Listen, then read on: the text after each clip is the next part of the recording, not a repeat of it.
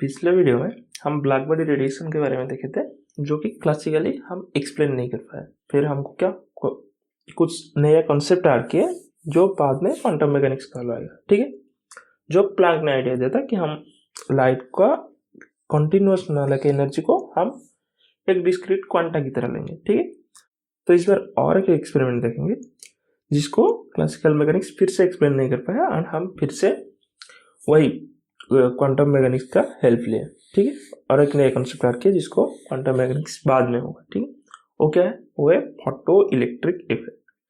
देखो, photo electric effect का मतलब क्या है? यहाँ पर क्या है? देखो, फोटो फोटो मतलब कुछ लाइट से रिलेटेड। ठीक है, एंड इलेक्ट्रिक मतलब कुछ करंट से related.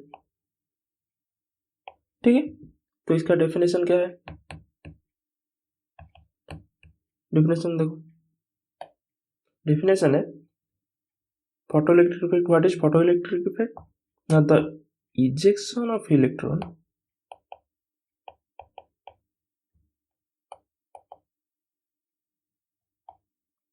from the metal surface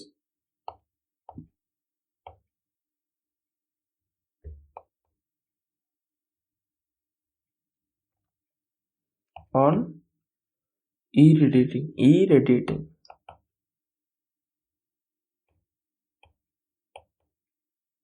is called photoelectric effect.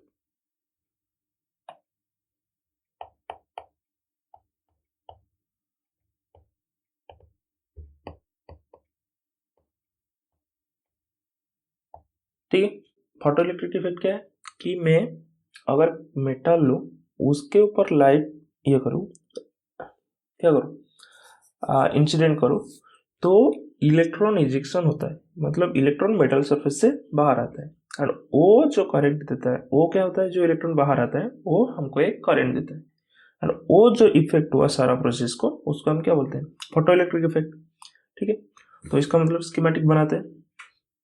तो क्या है? देखो, फर्स्ट एक मेटल है, तो सपोज ये हो गया मेरा एक मेटल। ठीक है, यहाँ पर क्या होगा? लाइट गिरेगा, लाइट गिरने के बाद इलेक्ट्रॉन होगा, इजेक्शन होगा। देखो, अगर इलेक्ट्रॉन आया तो हमको क्या एक्सपेरिमेंट करना है? एक्सपेरिमेंट मतलब क्या? हमको उस इलेक्ट्रॉन को कलेक्ट करना है ताकि करंट फ्लो हो जाए। तो उस इलेक्ट्रॉन को कलेक्ट कैसे करेंगे? तो एक कुछ चाहिए जो इलेक्ट्रॉन को कलेक्ट कर सके। तो यहाँ पर मैंने एक इसी तरह बना दिया, मतलब इसको कप बोलते हैं, कलेक्टर कप। ठीक है, यहाँ से थोड़ा सा होल किया हूँ जहाँ देंगे हम लाइट भेजेंगे। ठीक है, तो मेटल, ये मेटल को हम बोलते हैं सपोज क्या? टारगेट। ये हो गया टारगेट टी। ठीक है, फिर ये हो गया कलेक्टर कप सी। देखो, अगर इलेक्ट्रॉन इजेक्ट होगा तो अगर एयर होगा तो उस मॉलिक्यूल के साथ टकरा सकता है, तो हमको उतना अच्छा करंट नहीं मिलेगा, एक्सपेरिमेंट उतना अच्छा नहीं होगा। तो ये सारा सेटअप को मुझे क्या है, एक वैक्यूम के अंदर रखना होगा। तो मैं इसके अंदर बाहर एक चैम्बर बना देता हूँ, सपोज ग्लास का या किसका, ये, जिसके अंदर क्या है? वैक्यूम है। ठीक है, ताकि हमारा एक्सपेरिमेंट सक्सेस हो सके। अब मुझे इलेक्ट्रॉन जो कप में है उसको फ्लो करना है ताकि करंट आएगा। तो फिर यहाँ से एक वायर लगाते हैं और यहाँ से भी ये वायर है टारगेट से। ठीक, अब क्या है, इस वायर में एक एम्पियर मीटर लगाते हैं जो करंट मापेगा। ठीक है, करंट मापने के लिए एक मीटर लगा दिए, मल्टीमीटर। फिर क्या हुआ, यहाँ से वोल्ट मीटर लगाते हैं। वोल्ट मीटर क्यों? क्योंकि हमको एक्सपेरिमेंट के लिए वोल्टेज को कंट्रोल करना होगा, तो कितना वोल्टेज लेंगे वो भी देखने के लिए। फिर यहाँ पर हमने एक क्या लगा दिया? Volt meter. एंड फाइनली हम क्या करेंगे? फिर यहाँ पर एक बैटरी लगाएंगे। ठीक है, इसको हम पॉजिटिव करते हैं। क्यों पॉजिटिव ले रहे हैं मैं बाद में बताऊंगा, ताकि एक्सपेरिमेंट के लिए। और इसको नेगेटिव,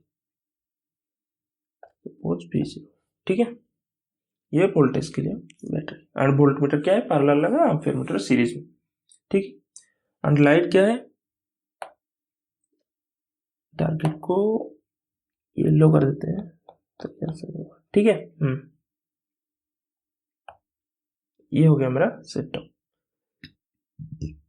और हाँ, लाइट यहाँ से ऐसे आएगा, इस रास्ते से, यहाँ से ऐसे क्या हुआ, लाइट है। देखो अब क्या होगा, लाइट आके गिरा, जब लाइट गिरेगा इलेक्ट्रॉन क्या होगा, एमिट होगा। क्या होगा, देखो इलेक्ट्रॉन एमिट हुआ इसे, ठीक है। तो इलेक्ट्रॉन एमिट होकर कहाँ आएगा, इस कलेक्टर कप में, काइनेटिक एनर्जी की वजह से, ठीक है। काइनेटिक एनर्जी कप में आने के बाद फिर इस डायरेक्शन में इलेक्ट्रॉन फ्लो हुआ। इलेक्ट्रॉन फ्लो मतलब करंट का डायरेक्शन क्या, इलेक्ट्रॉन फ्लो का अपोजिट, तो करंट का डायरेक्शन इस डायरेक्शन में, तो फिर यहां से ऐसे, ये हो गया आई, ये हो गया इलेक्ट्रॉन का फ्लो, ठीक है। अब फिर हमारा जो आई होता है वो एम्पियर मीटर में, मल्टीमीटर में मेजर होगा, एम्पियर मीटर के हिसाब से और वोल्ट मीटर के हिसाब से हमारा वोल्टेज हम कंट्रोल करेंगे, ठीक है। अब देखो ये हो गया एक्सपेरिमेंटल सेटअप। अब एक्सपेरिमेंटल सेटअप में जब हम एक्सपेरिमेंट किए तो क्या क्या मिला ऑब्जर्वेशन, एंड उसको हम क्लासिकली कैसे एक्सप्लेन करने की कोशिश किए, क्यों फेल हुए, फिर क्वांटम मैकेनिक्स से हमको कैसे हेल्प किया, ठीक। तो फर्स्ट ऑब्जर्वेशन देखते हैं, ठीक है। क्या देखते हैं, ऑब्जर्वेशन।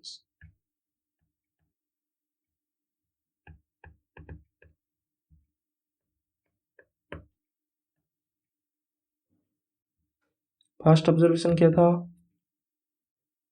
फर्स्ट ऑब्जर्वेशन से था, देखो मैं जब इसमें लाइट ये करूंगा, मतलब इंसिडेंट करूंगा, ये देखा गया कि फ्रीक्वेंसी जो इंसिडेंट रेडिएशन का, उसका जब एक पर्टिकुलर फ्रीक्वेंसी से कम होगा तो इजेक्शन ऑफ इलेक्ट्रॉन होगा ही नहीं, तुम चाहे इंटेंसिटी जितना बढ़ा दो, ठीक है।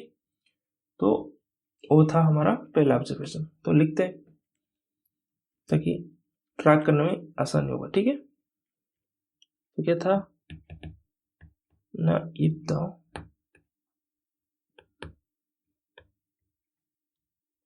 frequency of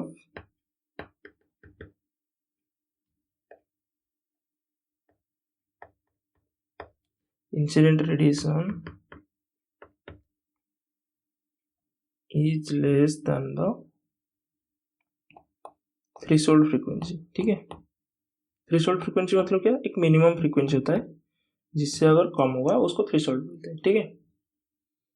suppose threshold frequency को हम बोलते हैं न्यू ई, ठीक है, और nu naught, sorry nu is less than nu naught, ठीक है। तो क्या होगा, then no ejection of electron,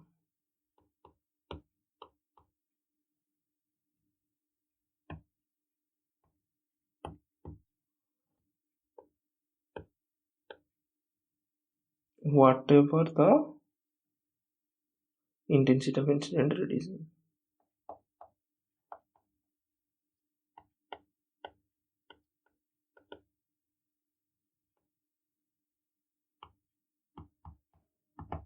ठीक है।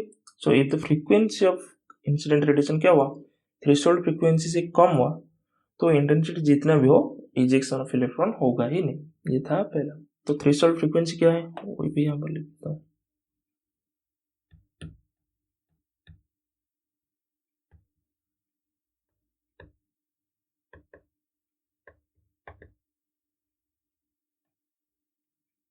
थ्रेशोल्ड फ्रीक्वेंसी क्या है, the particular frequency for the ejection of electron, और द मिनिमम फ्रीक्वेंसी, ऐसे लिख सकते हैं, the minimum frequency for which the ejection of an electron takes place।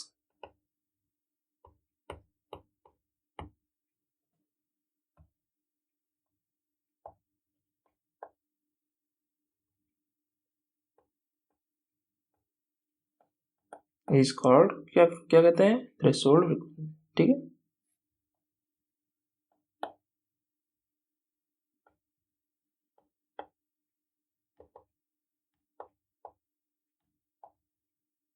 अब तो थ्रेशोल्ड फ्रीक्वेंसी क्या है, हमको क्या बोला कि जब new is greater then mu zero तो क्या होगा, फोटो इलेक्ट्रिक इफेक्ट होगा, बट जब new is less than mu zero तो फोटो इलेक्ट्रिक इफेक्ट क्या होगा, नहीं होगा। ठीक है,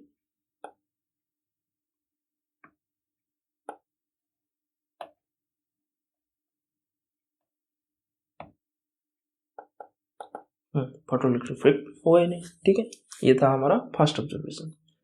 अब सेकेंड ऑब्जर्वेशन देखते हैं। सेकेंड ऑब्जर्वेशन क्या था कि जो इलेक्ट्रॉन का काइनेटिक एनर्जी है, मैक्सिमम काइनेटिक एनर्जी, वो किसके ऊपर डिपेंड करता है, फ्रीक्वेंसी के ऊपर डिपेंड करता है, ना कि इंटेंसिटी के ऊपर। ठीक है, तो वो है हमारा सेकेंड ऑब्जर्वेशन। देखो पहले ऑब्जर्वेशन लिखते हैं, फिर उसको एक्सप्लेन करने की कोशिश करते हैं। ठीक है, फिर वहां से पता चलेगा हम क्लासिकली क्यों फेल हुए और क्वांटम मैकेनिक्स कैसे एक्सप्लेन किया। ठीक है, तो सेकेंड ऑब्जर्वेशन क्या है कि maximum kinetic energy of an ejected electron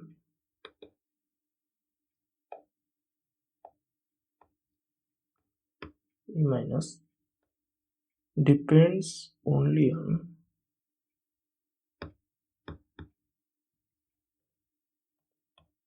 incident frequency of the incident radiation.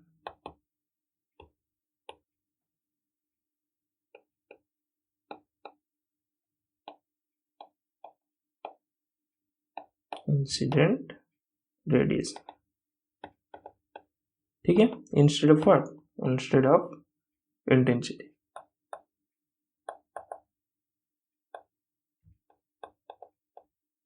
Clear. तो क्या है, जो मैक्सिमम काइनेटिक एनर्जी है वो क्या करता है, वो फ्रीक्वेंसी के ऊपर डिपेंड करता है इंसिडेंट रेडिएशन का, इंस्टेड ऑफ इंटेंसिटी के बदले। ठीक है, वो इंटेंसिटी के ऊपर डिपेंड नहीं करता, किसके ऊपर डिपेंड करता है, फ्रीक्वेंसी के ऊपर। ठीक है, अब थर्ड देखते हैं। थर्ड क्या है, द फोटो करंट। दी क्या, फोटो करंट, वो भी एक इम्पोर्टेंट टर्म है, वो क्या है मैं बताऊंगा।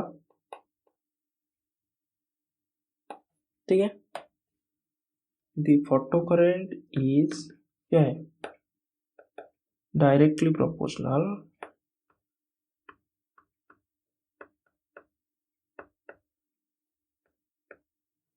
To the intensity.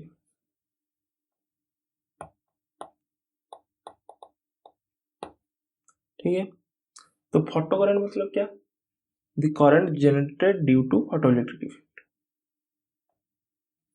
इसको भी लिख देता हूं,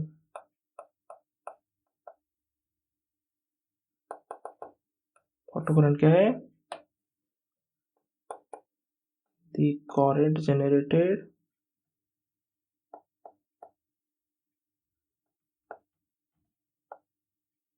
due to photo electric effect, इसलिए फोटो करंट। ठीक है, अब देखो, तो ये क्या बोला, जो करंट है वो इंटेंसिटी के साथ डायरेक्टली प्रोपोर्शनल। करंट क्या है, suppose current I equal to क्या है, D Q by D T, change in charge with respect to time. Q क्या है, N, number of electrons N E, तो D N E by D T. तो E क्या है, ई तो constant है तो बाहर आ जाएगा, into d N by D T. तो एन क्या है, नंबर ऑफ इलेक्ट्रॉन्स। ठीक है, इसका मतलब क्या है कि ये क्या है, ये इंटेंसिटी के ऊपर डायरेक्टली डिपेंड करता है। तो e D N by D T is directly proportional to I, intensity. मतलब इंटेंसिटी हम जितना बढ़ाएंगे उतना d N by D t ज्यादा होगा, मतलब उतना ज्यादा इलेक्ट्रॉन इजेक्शन होगा। ये हमको मिला थर्ड ऑब्जर्वेशन। ठीक है, क्लियर। देखो, करंट, फोटो करंट बढ़ेगा मतलब ज्यादा इलेक्ट्रॉन टाइम के हिसाब से एक पर्टिकुलर टाइम में ज्यादा इलेक्ट्रॉन जाएंगे, ज्यादा इलेक्ट्रॉन जाएंगे मतलब ज्यादा इलेक्ट्रॉन इजेक्शन हो रहा है। ज्यादा इलेक्ट्रॉन कब इजेक्शन हो रहा है, जब इंटेंसिटी ज्यादा हो रहा है, क्योंकि ये डायरेक्टली प्रोपोर्शनल। ठीक है, ये हो गया हमारा थर्ड ऑब्जर्वेशन। अब फोर्थ देखते हैं।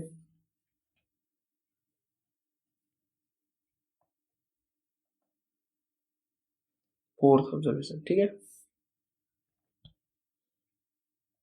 देखो यहाँ पर फोर्थ ऑब्जर्वेशन देखो, यहाँ पर मैंने पोटेंशियल लगाया है, फोर्थ ऑब्जर्वेशन यहाँ से आएगा कि यहाँ पर मैंने इस साइड को नेगेटिव लिया है, इस साइड को पॉजिटिव, तो इसको सपोज मैंने बोलूँगा नेगेटिव पोटेंशियल, ठीक है। इसको क्या बोलूँगा मैं, नेगेटिव पोटेंशियल। अगर पॉजिटिव अगर इसका उल्टा होता, मतलब यहाँ पर पॉजिटिव होता, यहाँ पर नेगेटिव होता, तो इसको मैं क्या बोलता हूँ, पॉजिटिव पोटेंशियल। मतलब लिखने के लिए आसान नहीं होगा, तो इसलिए तुमको मैं बता दे रहा हूँ, ठीक है। तो फोर्थ ऑब्जर्वेशन फिर क्या था, देखो फोर्थ ऑब्जर्वेशन ये था, if we gradually increase negative potential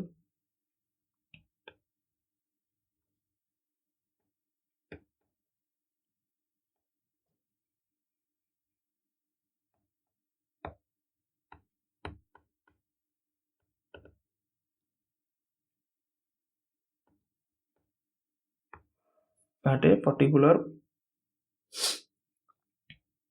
देखो if we gradually increase negative potential at a particular frequency,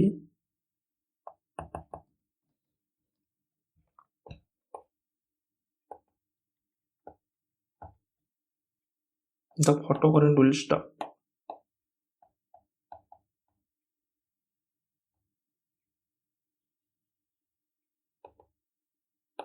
Will stop name becomes zero लिख देते हैं, photocurrent will become zero, तो photocurrent will be zero, ठीक है। and that potential is known as stopping potential.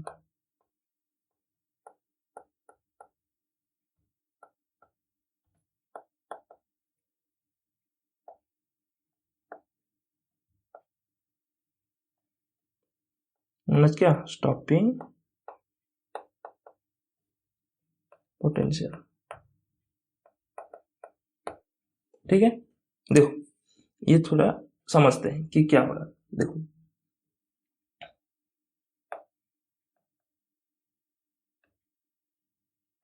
देखो, तो यहाँ पर जब लाइट गिरा तो यहाँ पर क्या हुआ, इलेक्ट्रॉन इजेक्ट हुआ। अब देखो इलेक्ट्रॉन जब इजेक्ट हुआ उसका कुछ काइनेटिक एनर्जी हुआ, जब इलेक्ट्रॉन इजेक्शन हुआ उसका कुछ काइनेटिक एनर्जी होता है, ठीक है। तो देखो वो काइनेटिक एनर्जी क्या होगा, वो ही तो हेल्प करेगा कलेक्टर कर्व में आने के लिए। तो इलेक्ट्रॉन का डिफरेंट डिफरेंट काइनेटिक एनर्जी हो सकता है, बट क्या हुआ, हम इसको अगर नेगेटिव में ये चार्ज, सपोज ये हो गया मेरा नेगेटिव, टारगेट हो गया पॉजिटिव, तो नॉर्मली क्या होना चाहिए कि इलेक्ट्रॉन जब आए वो कलेक्टर कप में आ जाए, फिर वहां से ये आ जाए। बट अगर कलेक्टर कप नेगेटिव है तो क्या होगा, ये इलेक्ट्रॉन को रिपेल करेगा, ठीक है। इलेक्ट्रॉन को रिपेल करेगा मतलब क्या है, ये जो काइनेटिक एनर्जी ऑफ इलेक्ट्रॉन है टुवर्ड्स कलेक्टर कप, वो क्या होगा, डिक्रीज होगा। तो मतलब ऐसे कुछ इलेक्ट्रॉन होंगे जिसका काइनेटिक एनर्जी इतना कम होगा कि वो कलेक्टर कप के पास आ ही नहीं पाएगा, ठीक है। मतलब वो क्या होगा, फिर से कलेक्टर कप के पास आ ही नहीं पाएगा, तो वो जो नहीं आ पाएगा फिर क्या होगा, नंबर ऑफ इलेक्ट्रॉन्स जो टाइम के हिसाब से वो कम हुआ, तो वो इस वायर में जाएगा, इसका मतलब क्या है, करंट भी कम हुआ, ठीक है। तो इस पोटेंशियल को हम जब नेगेटिव किए तो क्या हुआ, इसमें करंट क्या हुआ, कम हुआ। तो मैं अगर ऐसे पोटेंशियल जो नेगेटिव पोटेंशियल है उसको इंक्रीज करते जाऊंगा, तो ऐसे एक पोटेंशियल आएगा सपोज V0, जहां पर क्या होगा ना, एक भी इलेक्ट्रॉन आ नहीं पाएगा किसमें, कलेक्टर कप में। तो अगर एक भी इलेक्ट्रॉन आ नहीं पाया मतलब इलेक्ट्रॉन इजेक्शन हो रहा है देखो लाइट की वजह से, पर क्या है, स्टॉपिंग पोटेंशियल इतना है कि वो काइनेटिक एनर्जी को इतना रिड्यूस कर रहा है कि वो कलेक्टर कप में पहुंच ही नहीं पा रहा है, ठीक है। तो अगर कलेक्टर कप में पहुंच ही नहीं पाएंगे तो फिर हमारा करंट कैसे फ्लो होगा, इलेक्ट्रॉन आएगा ही नहीं। तो उस पर्टिकुलर पोटेंशियल में जिसमें करंट जीरो हो जाता है, फोटो करंट, उसको हम क्या बोले, स्टॉपिंग पोटेंशियल, ठीक है। आई होप इट्स क्लियर कि स्टॉपिंग पोटेंशियल क्या है, ठीक है। वो हम क्लासिकल देखेंगे, क्वांटम मैकेनिकल भी देखेंगे, क्या होता है, क्यों होता है, और कैसे एक्सप्लेन करने की कोशिश करेंगे, ठीक है। अब देखो fifth observation,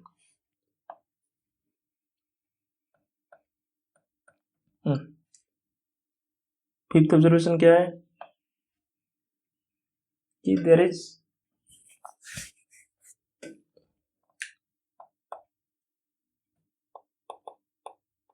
there is no effect of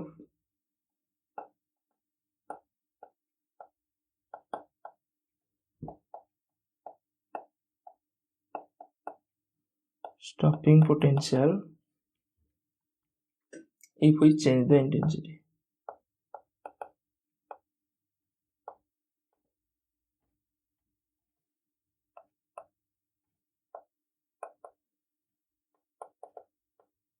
ठीक है, ये देखा गया कि जो इंटेंसिटी है, अगर मैं उसको लाइट का इंटेंसिटी को चेंज करूंगा तब ये देखा गया स्टॉपिंग पोटेंशियल की वैल्यू में भी कोई चेंजेस नहीं है, स्टॉपिंग पोटेंशियल फिर भी कांस्टेंट रहा एक पर्टिकुलर फ्रीक्वेंसी के लिए।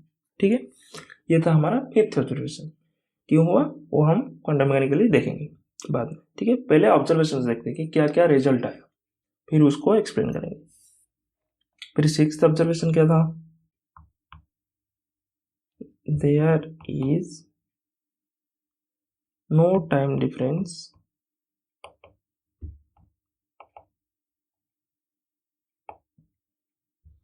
between incident radiation. If एक important observation,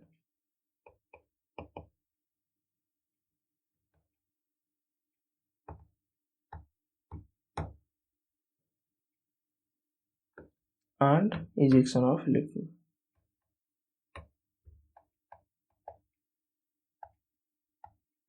ठीक है, तो जो इंसिडेंट रेडिएशन है एंड जो इजेक्शन ऑफ इलेक्ट्रॉन है उसके बीच में कोई टाइम डिफरेंस, मतलब लाइट सडनली इंसिडेंट हुआ, सडनली इलेक्ट्रॉन इमिट हुआ, इजेक्ट हुआ, ना कि थोड़ा सा टाइम लगा उनके बीच में इंटरवल। ठीक है, ये था सिक्स्थ ऑब्जर्वेशन। अब सेवेंथ क्या है,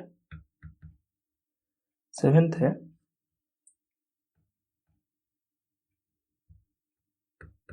only 5% of the energy of the incident radiation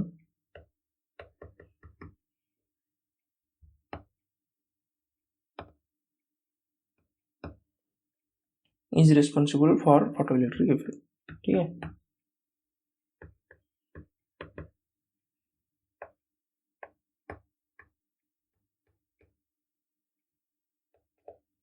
only 5% of जो इंसिडेंट रेडिएशन है उसका ओनली 5% एनर्जी क्या है, रेस्पॉन्सिबल है फोटो इलेक्ट्रिक इफेक्ट के लिए। ठीक है,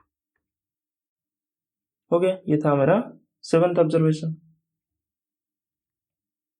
अब देखो इसको हम एक्सप्लेन करने की कोशिश करते हैं। फर्स्ट हम एक्सप्लेन करने की कोशिश करते हैं कैसे, थ्रू क्लासिकली।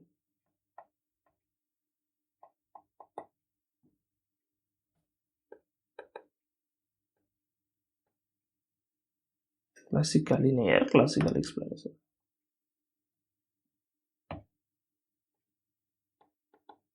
ठीक है, देखो क्लासिकली लाइट क्या है, एक electromagnetic wave.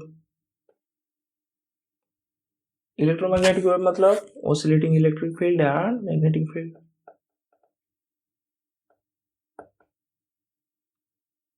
Oscillating E and oscillating B। ठीक है, अब देखो हमारा मेटल क्या है, कंसिस्ट ऑफ एटम।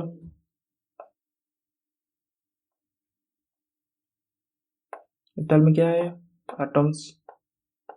एटम्स में क्या है, इलेक्ट्रॉन्स। इलेक्ट्रॉन्स क्या है, नेगेटिवली चार्ज्ड। ठीक है, तो जो क्लासिकली जो सोचे उनका क्या सोच था कि जो इलेक्ट्रॉन है मेटल के अंदर वो क्या होता है, जब light electromagnetic wave ready incident होता है मेटल के ऊपर, तो क्या होता है, ये जो इलेक्ट्रॉन है ऑसिलेटिंग इलेक्ट्रिक फील्ड की वजह से ये क्या करना लगता है, ऑसिलेट करना लगता है। ठीक है फिर ये क्या होता है, इतना जोर से ऑसिलेट होता है कि अगर इंटेंसिटी इनफ होगा तो फिर क्या होगा, वो उस एटम से ऑसिलेट की वजह से निकल आता है। और जब निकल के आता है उसका कुछ क्या होता है, फिर वो ऑसिलेशन की वजह से काइनेटिक एनर्जी,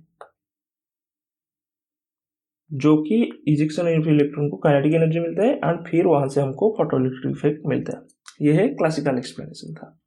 बट ये फेल क्यों हुआ वो देखते हैं। पहले फर्स्ट ऑब्जर्वेशन क्या था, देखो फर्स्ट ऑब्जर्वेशन था the minimum frequency, sorry first observation था क्या कि if the frequency of incident radiation is less than threshold frequency then no ejection of electron takes place. ठीक है, whatever the intensity. But classical क्या, देखो classical क्या है, मोर intensity मतलब क्या, मोर एनर्जी, एंड इसका मतलब मोर एम्पलीट्यूड, जो हमारा इलेक्ट्रिक फील्ड और मैग्नेटिक फील्ड का, ठीक है। तो अगर इंटेंसिटी ज़्यादा है, एनर्जी ज़्यादा है, एंड फ्रीक्वेंसी के साथ तो क्लासिकल कोई एनर्जी के साथ रिलेशन नहीं है, तो अगर इंटेंसिटी हम बढ़ाए तो फ्रीक्वेंसी कुछ भी हो वो तो इलेक्ट्रॉन वहाँ से निकाल आना चाहिए। बट इलेक्ट्रॉन इंटेंसिटी के हिसाब से फ्रीक्वेंसी अगर सर्टन फ्रीक्वेंसी से कम है तो चाहे तुम जितना भी इंटेंसिटी बढ़ाओ इलेक्ट्रॉन क्या हुआ, रिलीज नहीं हुआ। तो ये तो क्लासिकल हम एक्सप्लेन नहीं कर पाएंगे, क्योंकि इंटेंसिटी मतलब मोर एनर्जी, और अगर हम ज़्यादा इंटेंसिटी देंगे तो एम्पलीट्यूड ज़्यादा है, वो और जोर से ऑसिलेट करेगा, फिर वहाँ से निकल के आ जाना चाहिए, बट आ नहीं रहा है। तो ये क्लासिकल हम एक्सप्लेन नहीं कर पाए।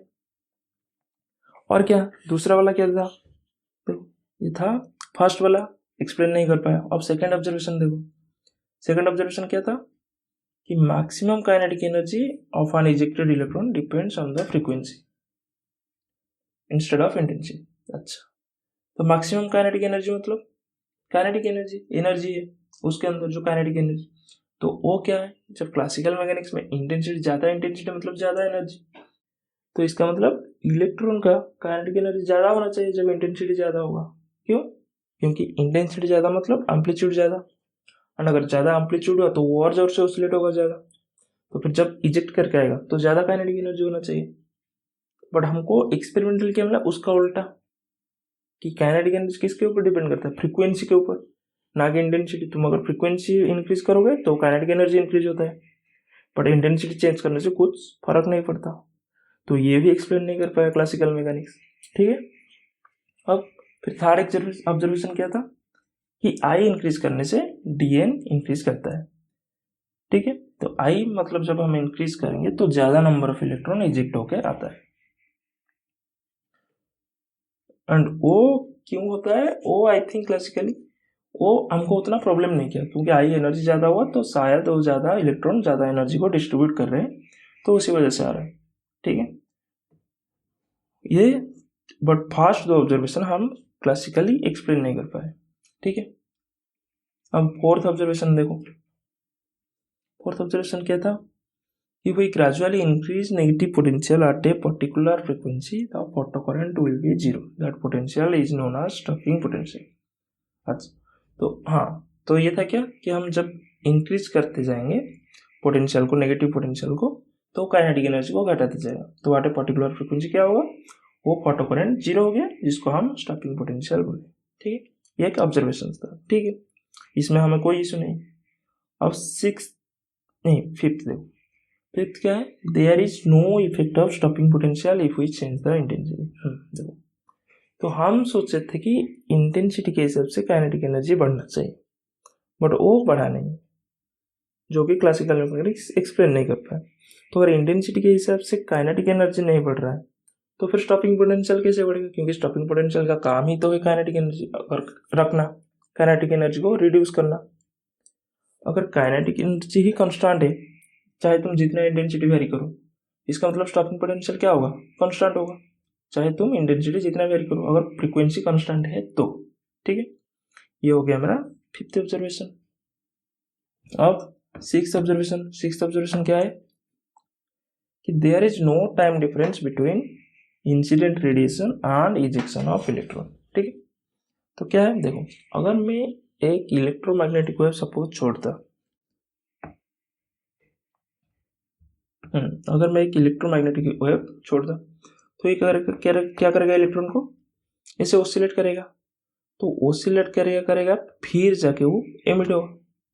तो मतलब अगर मैं इलेक्ट्रोमैग्नेटिक वेव छोड़ा एंड वो क्लासिकली इससे हुआ, तो इसका मतलब क्या है, कुछ टाइम लगेगा, क्योंकि इलेक्ट्रॉन ऑसिलेट होगा कुछ टाइम, फिर उसके बाद एनर्जी मिलने के बाद फिर जाके इजेक्ट होगा। बट जो देखा गया फोटो इलेक्ट्रिक इफेक्ट में क्या हुआ, वो इफेक्ट इमीडिएट था, मतलब लाइट सडन इंसिडेंट हुआ, फिर क्या हुआ, ये सडनली इलेक्ट्रॉन इमिट हुआ, ठीक है। इसके बीच में कुछ टाइम गैप नहीं था, इसको भी फिर क्लासिकल मैकेनिक्स एक्सप्लेन नहीं कर पाया, ठीक है। फिर सेवेंथ ऑब्जर्वेशन क्या था कि जितना भी एनर्जी हमारा गिर रहा है इंटेंसिटी, उसका ओनली 5% एनर्जी रेस्पॉन्सिबल है फोटो इलेक्ट्रिक इफेक्ट के लिए, ये एक ऑब्जर्वेशन था, ठीक है। तो ये हम क्लासिकल मैकेनिक्स एक्सप्लेन नहीं कर पाया, ये सब ऑब्जर्वेशन को अब देखते हैं क्वांटम मैकेनिकली कैसे एक्सप्लेन करेंगे। ठीक है, क्या देखेंगे,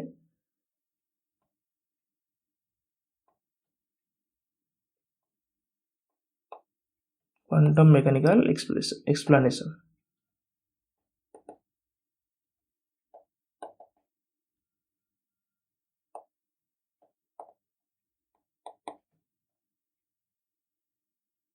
ठीक है, अब देखो क्वांटम मैकेनिकल एक्सप्लेनेशन में क्या हुआ कि आइंस्टाइन के कि प्लैंक का जो कॉन्सेप्ट था कि एनर्जी को कंटिन्यूस ना लगे डिस्क्रीट लो, वो वाला कॉन्सेप्ट यूज हुआ। तो फिर आइंस्टाइन ने क्या बोले, तो आइंस्टाइन बोले here light consist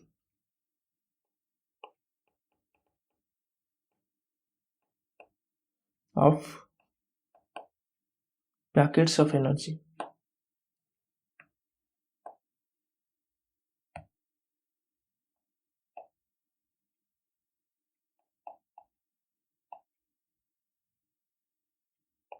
of value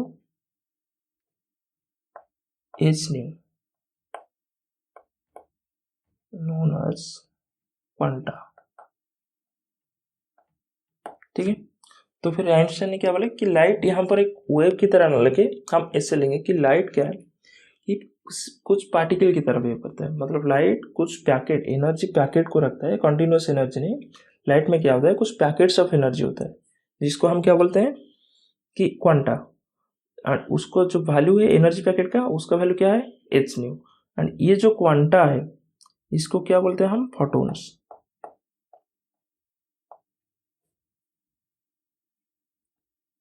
sorry ये गलत मैंने लिखा, और स्लैश यहाँ पर क्वांटा ऑफ एनर्जी जो नोन एज क्या फोटोन्स। ठीक है, तो फोटोन का एनर्जी पैकेट का वैल्यू क्या है एच न्यू। एच क्या है प्लैंक्स कांस्टेंट, जो कि प्लैंक ने दिया था ब्लैक बॉडी रेडिएशन। न्यू क्या है फ्रीक्वेंसी ऑफ लाइट।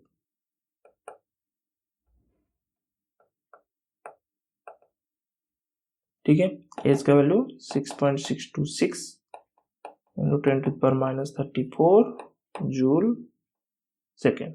ठीक है, तो क्या आइंस्टाइन क्या बोले कि लाइट क्या है एनर्जी क्वांटा रखता है जिसका वैल्यू है एच न्यू। मतलब लाइट एक वेव ना होकर यहाँ पर पार्टिकल की तरह बिहेव कर रहा है। Light consist of a series of particles known as photons, जार की एनर्जी क्या है जिसका एनर्जी एच न्यू है। ठीक है, मतलब एक लाइट में बहुत सारा पार्टिकल्स है जिसको हम फोटोन बोलते हैं, सबका एनर्जी एच न्यू है, जो कि फ्रीक्वेंसी के ऊपर डिपेंड करता है ना कि इंटेंसिटी। इंटेंसिटी मतलब क्या है, मोर इंटेंसिटी मतलब मोर नंबर ऑफ फोटोन्स।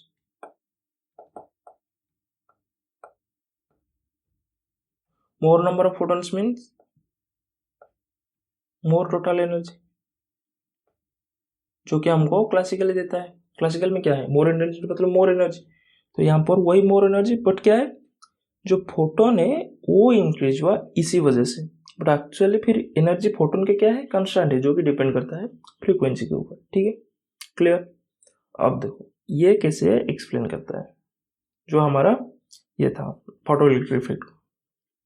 तो क्या हुआ आइंस्टाइन ने बोले कि जब लाइट मेटल के ऊपर गिरेगा तो क्या होगा, जो इलेक्ट्रॉन है उसके अंदर वो फोटोन को ऑब्जर्व करेंगे, एक पार्टिकल को, एक एनर्जी पैकेट को। ठीक है, ऑब्जर्व करेंगे मतलब क्या है उस एनर्जी को ऑब्जर्व किए, उस एनर्जी का मतलब एच न्यू को वो ऑब्जर्व किए। ठीक है, तो उस एच न्यू से क्या हुआ, वो जो एनर्जी है उसमें से वो कुछ ऑब्जर्व करेंगे जो कि हेल्प करेगा उनको मेटल से निकालने के लिए। तो सपोज वो एनर्जी हो गया फाइनल। ठीक है, ये किसके लिए, जो उनको मेटल सरफेस से बाहर आने के लिए एनर्जी चाहिए। फिर जो बाकी का एनर्जी है वो क्या होगा, वो उनको मैक्सिमम काइनेटिक एनर्जी देने के लिए। ठीक है, कई मैक्स क्यों, क्योंकि अदर इफेक्ट कुछ होता है जिसमें काइनेटिक एनर्जी लॉस हो सकता है, बट हम मेनली ये दो को कंसिडर करेंगे। ठीक है, तो क्या हुआ देखो, जो एच न्यू टोटल एनर्जी वो क्या हुआ एक फोटोन को ऑब्जर्व किया इलेक्ट्रॉन, फिर उसी से वो कुछ एनर्जी यूज किया किसके लिए ना, जो मेटल से बाहर आने के लिए, उसमें से वो जो एनर्जी यूज किया उसको बोले फाइनल। फिर बाकी का एनर्जी क्या है उसका, काइनेटिक एनर्जी की तरह स्टोर हुआ। तो ये जो है इसको, ये एक फेमस इक्वेशन था जो कि आइंस्टाइन के द्वारा दिया गया, इसको बोलते हैं हम Einstein's photo electron equation, photo electric equation. इसको क्या बोलते हैं, आइंस्टाइन्स फोटो इलेक्ट्रिक इक्वेशन। ठीक है, तो एच न्यू क्या हो गया, equal to phi naught plus K E मास। तो फाई नॉट मतलब जो एनर्जी उसको चाहिए, तो जो एनर्जी चाहिए उसको मेटल से बाहर आने के लिए, उस एनर्जी को क्या बोलते हैं हम, इसको बोलते हैं हम वर्क फंक्शन। ठीक है, जो एनर्जी वर्क फंक्शन क्या है ना, जो मिनिमम एनर्जी, जो मैक्सिमम एनर्जी रिक्वायर्ड, जो उसको एनर्जी चाहिए वो वहां से निकालने के लिए। तो फिर फाई नॉट क्या है, देखो फाई नॉट क्या है मैं बता दूं, मैंने यहाँ पर लिखा था देखो थ्रेशोल्ड फ्रीक्वेंसी, कि जब न्यू नॉट से लेस होगा तो फोटो इलेक्ट्रिक इफेक्ट होता नहीं, जब न्यू नॉट से ग्रेटर होगा तो फोटो इलेक्ट्रिक इफेक्ट होता है। मतलब जब new is greater then nu naught तब जाके इलेक्ट्रॉन इजेक्ट होता है। तो मिनिमम फ्रीक्वेंसी क्या है जिसमें इलेक्ट्रॉन इजेक्ट होता है, तो जब nu equal to nu naught तब क्या होगा, जाके इलेक्ट्रॉन इजेक्ट होगा। ठीक है, तो अगर nu equal to nu naught तो फिर उसका एनर्जी क्या होगा, एच न्यू नॉट, क्योंकि E equal to H nu. तो फिर फाई नॉट इक्वल टू क्या हो जाएगा, एच न्यू नॉट। ठीक है, क्योंकि एनर्जी नॉर्मली होता है E equal to H nu, जो कि आइंस्टाइन ने बोला। तो अगर nu equal to nu naught में वो इजेक्ट हो रहा है तो फिर उसी के साथ जो एनर्जी एसोसिएटेड है वो कितना है, एच न्यू नॉट। तो मिनिमम उतना एनर्जी चाहिए जो इलेक्ट्रॉन को मेटल से बाहर निकल जाए, तो उसको हम बोले एच न्यू नॉट। ठीक है, और ये क्या था, वर्क फंक्शन। ठीक है, तो फिर जो ऊपर वाला इक्वेशन फोटो इलेक्ट्रिक इक्वेशन, इसको इक्वेशन 1 दे देते हैं, ये था इक्वेशन 1। ठीक है, तो इक्वेशन 1 क्या हो जाएगा, इक्वेशन 1 हो जाएगा H nu equal to H nu naught plus kinetic energy जो मैक्सिमम। ठीक है, तो फिर काइनेटिक एनर्जी मैक्सिमम कितना हो जाएगा, मतलब मैक्सिमम काइनेटिक एनर्जी इलेक्ट्रॉन का H nu minus H nu naught. ठीक है, तो काइनेटिक एनर्जी कैसे मिलेगा ये हमें पता चल गया। ठीक है, ये था क्वांटम मैकेनिकल।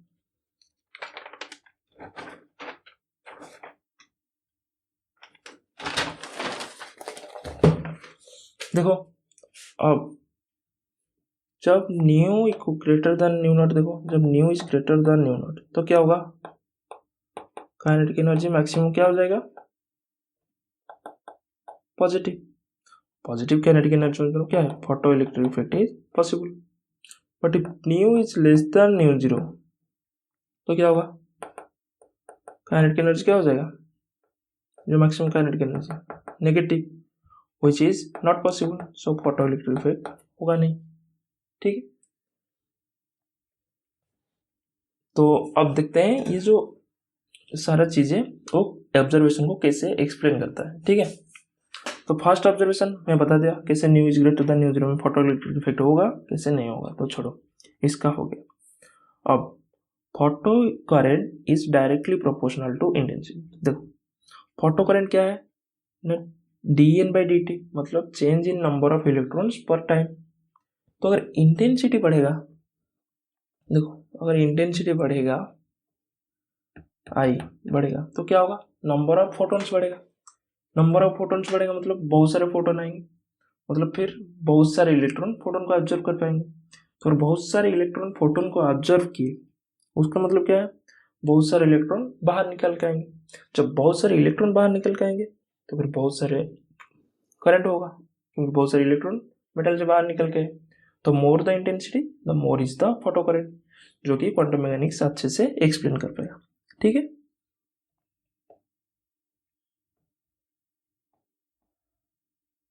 समझ आया? देखो मैं बना लिख दो, जब आई ज्यादा होगा तो फोटॉन्स ज्यादा होगा, जब फोटॉन्स ज्यादा होगा इलेक्ट्रॉन्स ज्यादा, बहुत सारे इलेक्ट्रॉन एनर्जी ऑब्जर्व करेंगे, फिर जब इलेक्ट्रॉन ज्यादा होगा उसके बाद क्या होगा, फिर करंट ज्यादा होगा, सिंपल था।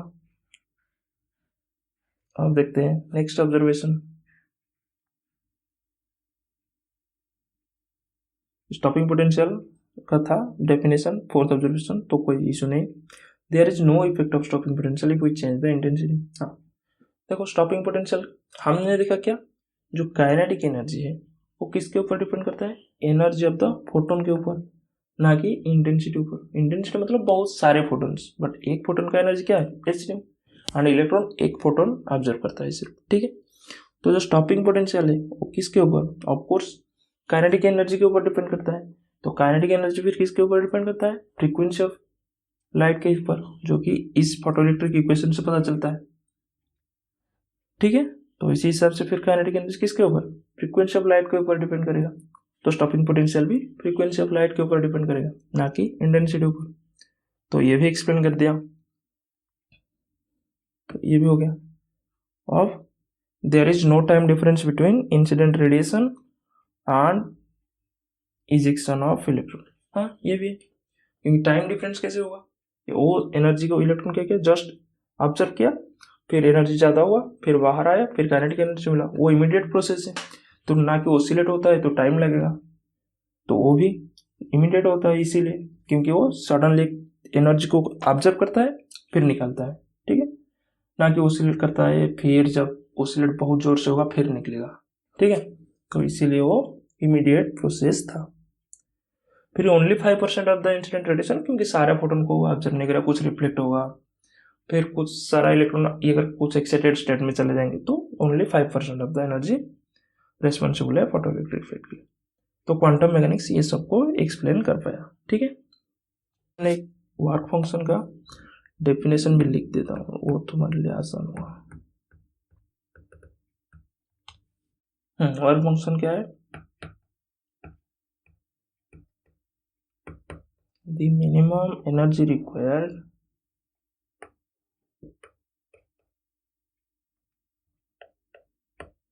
to move the highest occupied electron to the surface.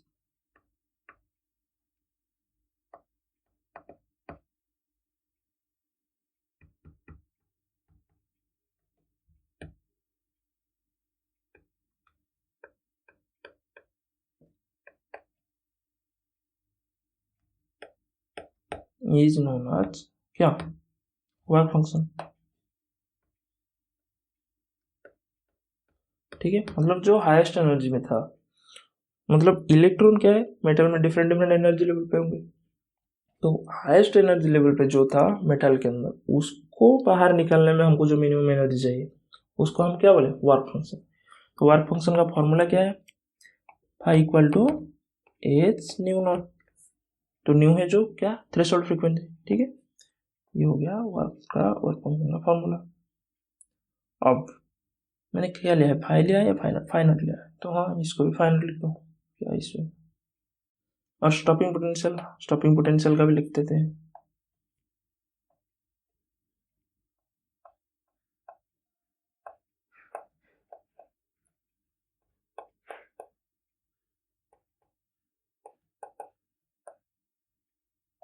Stopping potential क्या है, stopping potential is the potential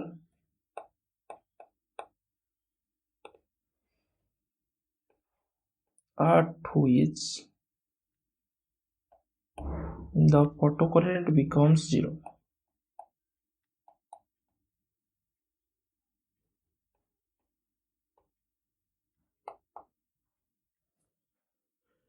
Is known as क्या, स्टॉपिंग पोटेंशियल।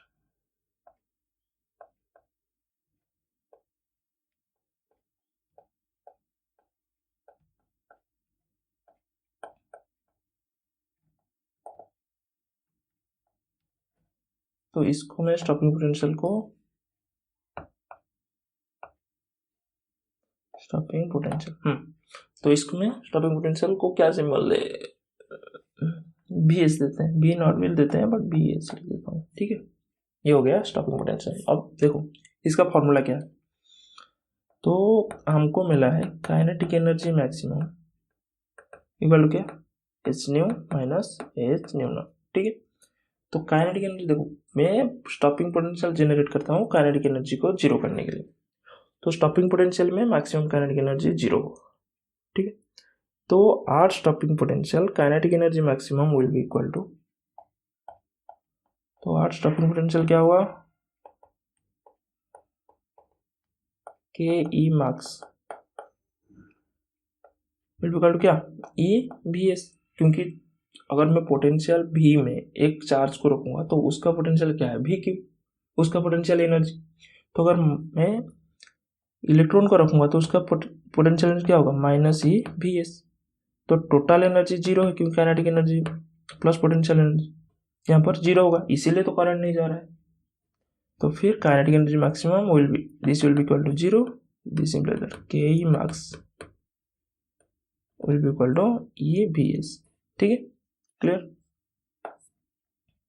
फिर इसको मैं लिख सकता हूँ क्या, E V S equal to H nu minus H nu naught, this implies that V S equal to 1 by E into H nu minus H nu, ठीक है।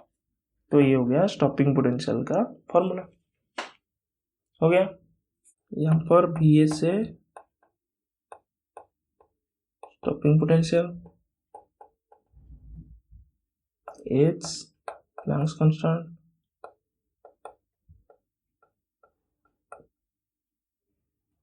फिर E charge of an electron,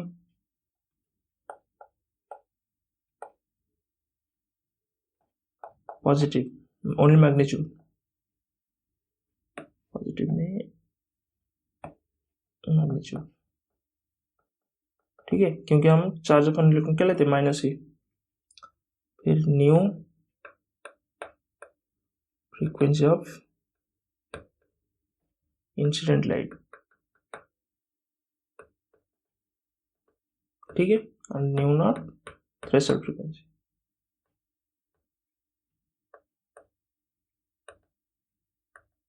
हो गया of. जो देखो ये हो गया फोटो इलेक्ट्रिक इफेक्ट, बट उसका कुछ प्लॉट होता है जो एग्जाम में आता है, तो उस प्लॉट को हम अब प्लॉट करना सीखेंगे, ठीक है। क्या देखेंगे, डिफरेंट प्लॉट्स मतलब ग्राफ्स, ठीक है। तो फर्स्ट क्या देखेंगे, फर्स्ट देखेंगे हम काइनेटिक एनर्जी मैक्सिमम मतलब मैक्सिमम काइनेटिक एनर्जी वर्सेस क्या, फ्रीक्वेंसी, ठीक है। फ्रीक्वेंसी क्या है, न्यू। तो देखो काइनेटिक एनर्जी का फॉर्मूला क्या है, मैक्सिमम काइनेटिक एनर्जी का, मैक्सिमम काइनेटिक एनर्जी का फॉर्मूला है ये वाला, H nu minus H nu not. New not क्या है, threshold frequency, H nu not है वर्क फंक्शन, जो कि मैंने पहले बता चुका हूँ, वो हम समझ गए, ठीक है। अब ये वाला इक्वेशन को हम प्लॉट करते हैं, देखो ये ऐसे होगा,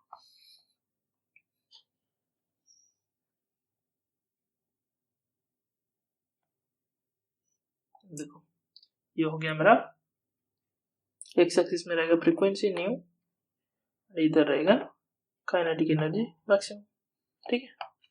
तो मैक्सिमम काइनेटिक एनर्जी का फॉर्मूला क्या है, देखो मैक्सिमम काइनेटिक एनर्जी का फॉर्मूला है क्या, H nu minus H nu not, H constant है, न्यू नॉट भी कांस्टेंट है, तो ये वाला एक कांस्टेंट है जो कि क्या है, वर्क फंक्शन फाई नॉट। तो मैं इसको क्या लिख सकता हूँ, H nu minus phi naught. अब देखो ये जो काइनेटिक एनर्जी की ये कौन सा फॉर्म है, अब ये फॉर्म है y equal to M X plus C, ठीक है, स्ट्रेट लाइन, जहां पर एम क्या है, h एंड c क्या है, माइनस फाई नॉट, ठीक है।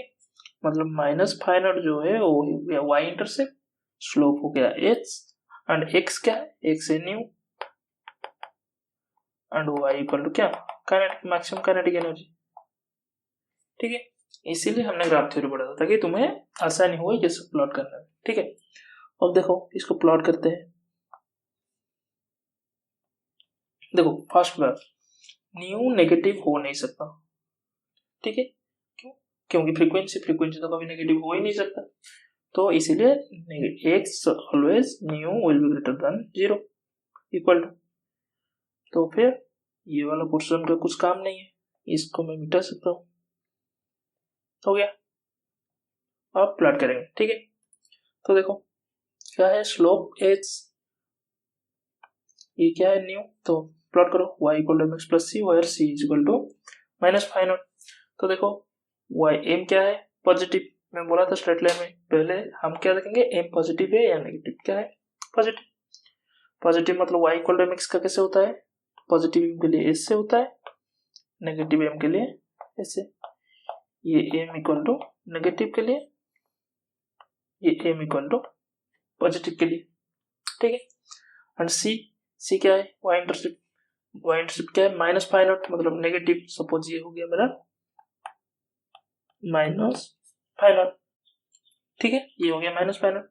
अब प्लॉट करो y equal to m positive है मतलब इस तरह का ग्राफ होगा, फिर यहां से फिर इससे जाएगा ऐसे। ठीक है, एंड ये जो पोर्शन है ये कौन सा पॉइंट है, कैसे पता करेंगे, देखो यहाँ पर क्या है kinetic energy zero, so for k equal to zero then we will get the value of nu. ठीक है, एक्स इंटरसेप्ट, तो चलो पुट करो, तो काइनेटिक एनर्जी क्या है zero, zero equal to H nu minus phi क्या है H nu naught, this implies that H nu equal to H nu naught, then H को एच कैंसिल हो गया, क्या बचा nu equal to nu naught. तो ये जो पॉइंट हो गया ये क्या हो गया मेरा न्यू नॉट। ठीक है, तो ये जो न्यू नॉट है ये क्या है थ्रेशोल्ड फ्रीक्वेंसी जो मैंने बोला था।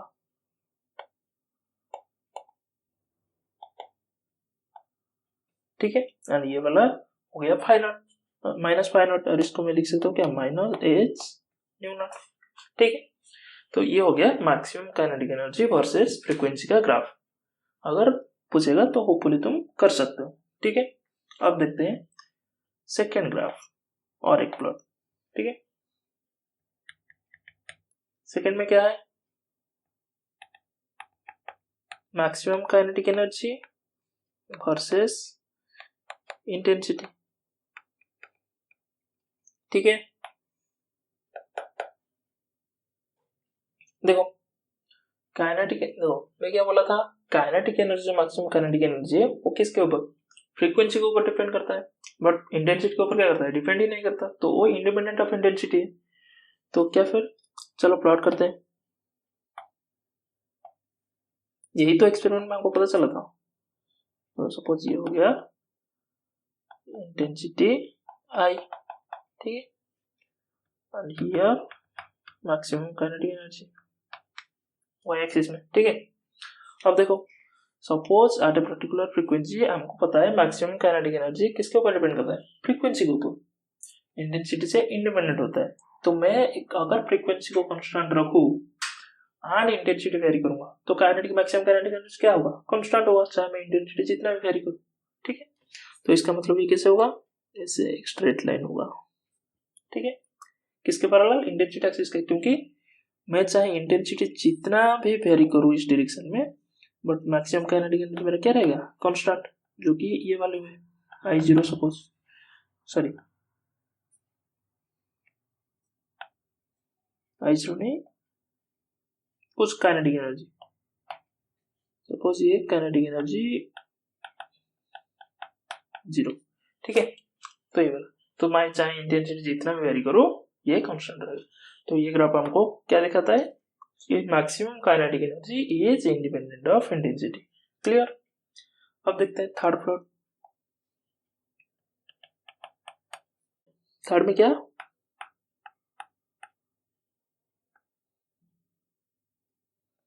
Auto current I versus intensity capital I. ठीक है, चलो देखते हैं।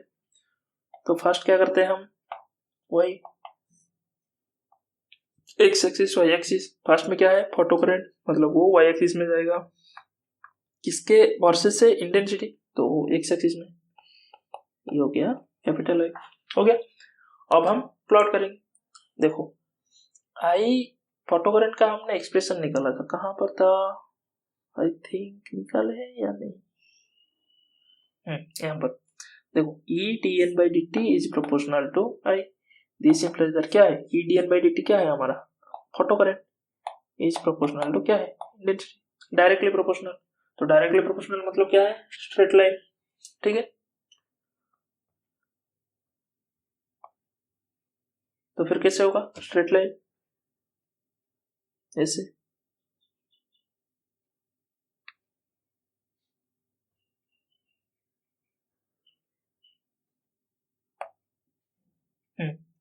तो, तो क्या था, हमने क्या देखा था, आई इज प्रोपोर्शनल टू आई, मतलब जब इंटेंसिटी बढ़ेगा तो फोटो करंट बढ़ेगा, कैसे बढ़ेगा डायरेक्टली प्रोपोर्शनल, ठीक है, तो इसका मतलब इसका ग्राफ कैसे होगा, देखो ग्राफ ऐसे आएगा,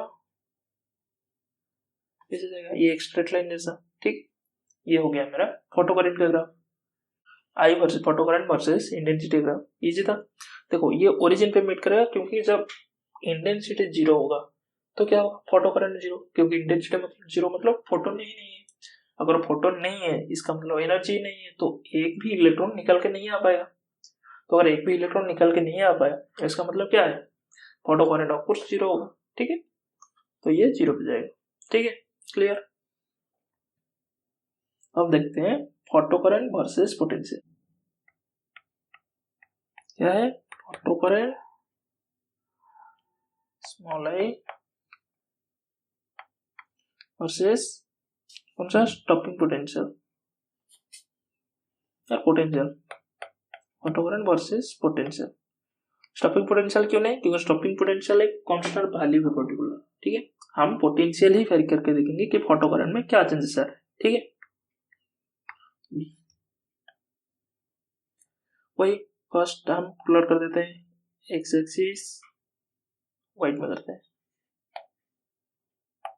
ये हो गया वाई एक्सिस, ये हो गया एक्स एक्सिस, ठीक है, वाई एक्सिस में कौन जाएगा फर्स्ट वाला फोटो करंट, तो आई, एक्स एक्सिस में कौन जाएगा पोटेंशियल भी, अब देखो भी क्या है नेगेटिव हो सकता है, पोटेंशियल पोटेंशियल क्या है नेगेटिव हो सकता है, तो हम बी का इधर से डायरेक्शन दे सकते थे,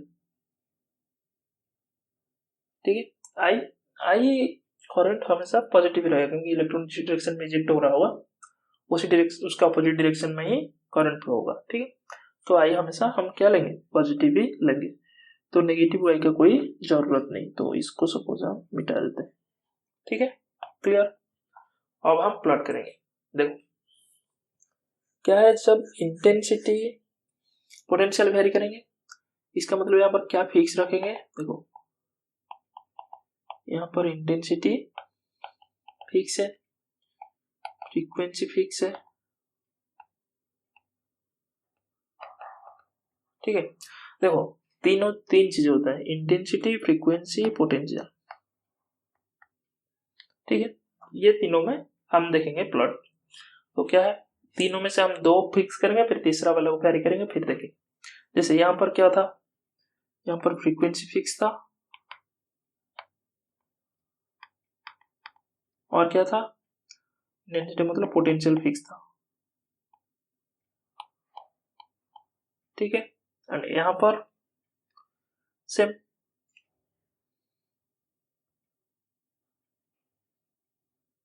यहाँ पर भी सेम था,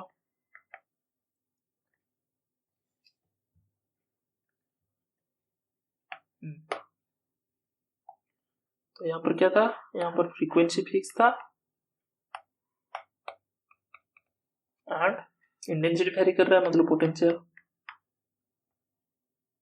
भी फिक्स था, ठीक है, फिर यहाँ पर फ्रीक्वेंसी के साथ वेरी कर रहा है मतलब इंटेंसिटी फिक्स है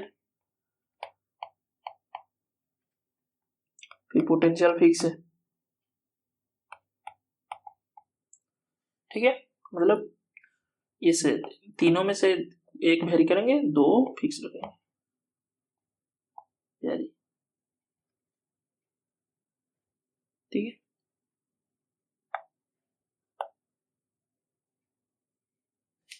ये जैसा था, यहाँ पर वेरी कर रहा है इंटेंसिटी।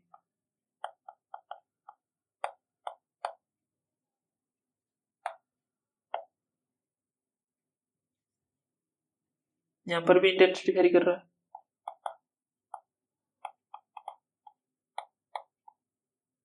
समझ आएगा? मतलब तीनों में से एक वेरी करेंगे, दो को फिक्स रखेंगे, और यहाँ पर पोटेंशियल वेरी कर रहा है। देखो हमको photo current versus potential plot करना है, ठीक है। पहले यहाँ पर चलते हैं फिगर में। देखो जब मैंने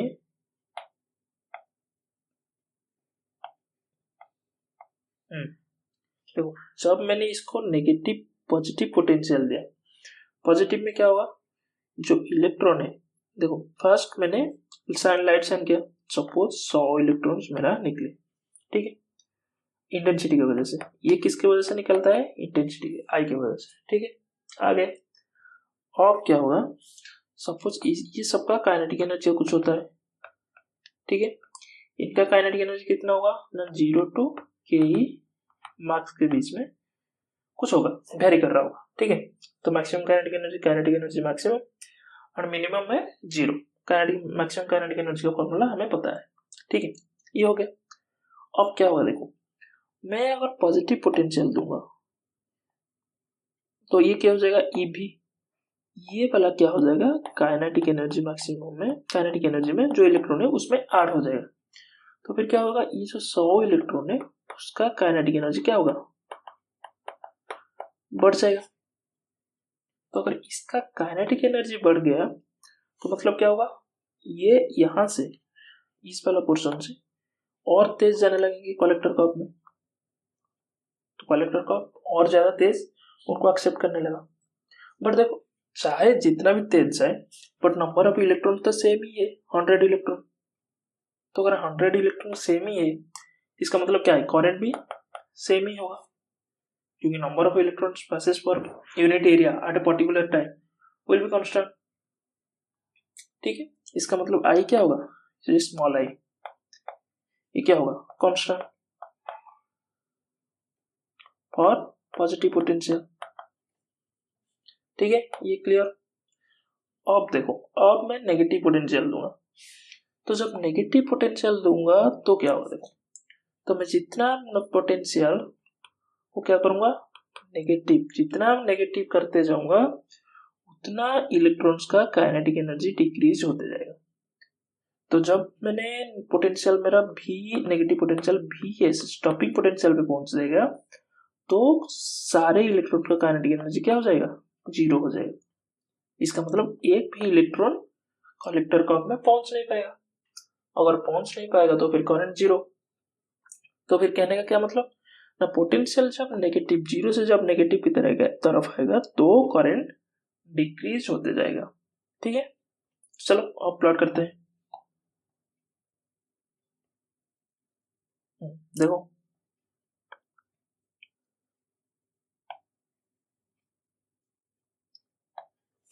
फर्स्ट पॉजिटिव, पॉजिटिव में क्या है, पॉजिटिव में फिक्स है। अब नेगेटिव, नेगेटिव में क्या होगा, नेगेटिव में से धीरे धीरे डिक्रीज होगा डिक्रीज होगा डिक्रीज होगा यहाँ पर, ठीक है, ऐसे। ये फिर क्या, ये जहां पर 0 हो गया, ये हो गया मेरा स्टॉपिंग पोटेंशियल, ठीक है, क्लियर। तो ये था मेरा फोटो करंट वर्सेस पोटेंशियल का ग्राफ, ठीक है, इजी था। अगर नहीं समझ पाए तो फिर से वीडियो देखो, फिर समझ आ जाएगा, ठीक है। तो ये हो गया फोटो करंट वर्सेस पोटेंशियल। अब देखते हैं Y photo current versus potential.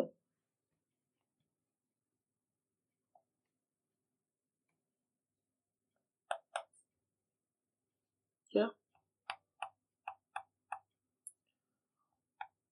Photo current versus potential क्या, at different frequency, at different nu frequency, ठीक है। देखो सपोज मैंने लिया 3 frequency, ν1 is greater than ν2 is greater than ν3, ठीक है। देखो एक मटेरियल का ν0 क्या है, फिक्स है, तो अगर ν1 is greater than ν2 is greater than ν3, इसका मतलब क्या है, काइनेटिक एनर्जी का फॉर्मूला देखो, अगर ν1 is greater than ν2 is greater than ν3, इसका मतलब देखो काइनेटिक एनर्जी क्या है, equal to H nu minus H nu naught, ये वाला तो फिक्स है, तो फिर ये वाला, इसका मतलब जो काइनेटिक एनर्जी मैक्सिमम है वो 1 के लिए is greater than kinetic energy maximum 2 के लिए is greater than kinetic energy maximum ν3 के लिए, ऐसे होगा।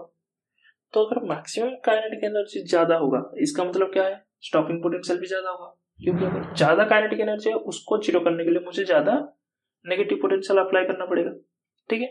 तो फिर ये तीनों के लिए ग्राफ कैसे होगा, देखो सिंपल है,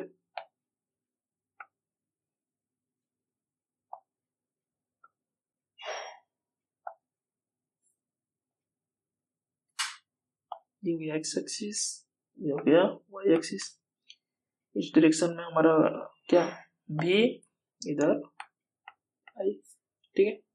देखो फर्स्ट क्या है, ν3 सबसे छोटा है, तो इससे आया ऐसे, फिर ν2 और थोड़ा बड़ा स्टॉपिंग पोटेंशियल आएगा, तो यहां से सपोज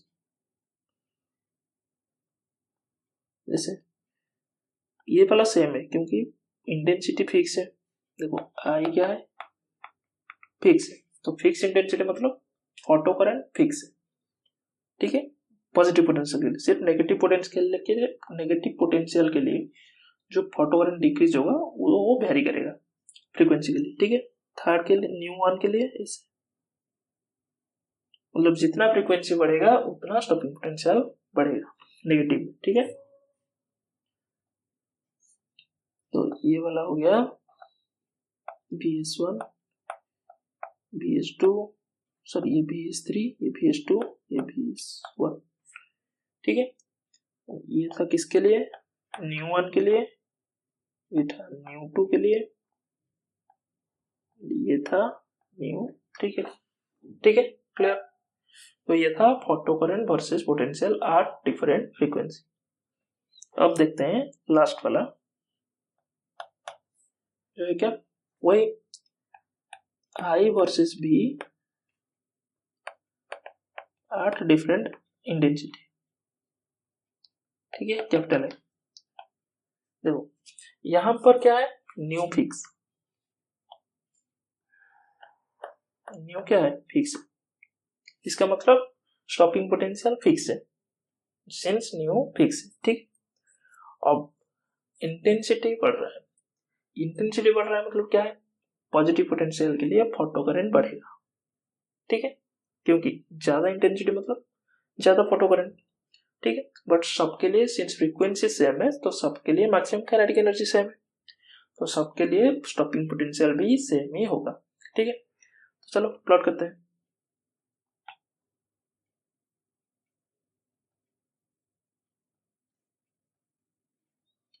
ये हो गया एक्स, ये वाई, इस डायरेक्शन में है कैपिटल आई, नो इस डायरेक्शन में क्या है भी, इस डायरेक्शन में small I, photo current new fix है, तो suppose I1 is greater then I2 is greater then I3, तो सबसे छोटा है I3, पहले I3 के लिए करते हैं, ये सपोज हो गया स्टॉपिंग पोटेंशियल, इसके लिए जाएगा इससे, फिर I2 के लिए देखो स्टॉपिंग पोटेंशियल सेम है क्योंकि फ्रीक्वेंसी सेम, इंटेंसिटी ज्यादा है, इसका मतलब पॉजिटिव में फोटो करंट ज्यादा होगा, तो फिर यहां से इससे स्टार्ट होगा, ये I2 फिर I3 सॉरी I1 ऐसे, ठीक है। तो फिर क्या हो गया, ये हो गया I3 के लिए, ये हो गया I2 के लिए, ये हो गया I1 के लिए, ठीक है। तो ऐसे ये हो गया I versus V 8 different intensity, clear. तो अगर ऐसे ग्राफ दिया होगा तो तुम अब जान सकते हो इसमें फ्रीक्वेंसी का पैटर्न क्या है, किसमें ज्यादा फ्रीक्वेंसी, किस कर्व में ज्यादा इंटेंसिटी। अब कंक्लूजन लिखते हैं इसमें जो हम फोटो इलेक्ट्रिक इफेक्ट में सीखे, ठीक है, उसका एक कंक्लूजन लिख के फॉर्मूला वगैरह लिख देता हूं ताकि तुम्हें ये वीडियो का मतलब समरी, फिर उसके बाद हम प्रॉब्लम देखेंगे, ठीक है। फर्स्ट क्या था, जब new is greater then mu zero threshold frequency तो फोटो इलेक्ट्रिक इफेक्ट होगा, जब new is less than mu zero तो फोटो इलेक्ट्रिक इफेक्ट नहीं होगा, ठीक है। और फिर सेकेंड वाला क्या था, जो आइंस्टाइन का फोटो इलेक्ट्रिक इफेक्ट इक्वेशन था, क्या था ना, kinetic energy maximum equal to h nu minus ah nu naught, ये था Einstein's photo electric effect equation.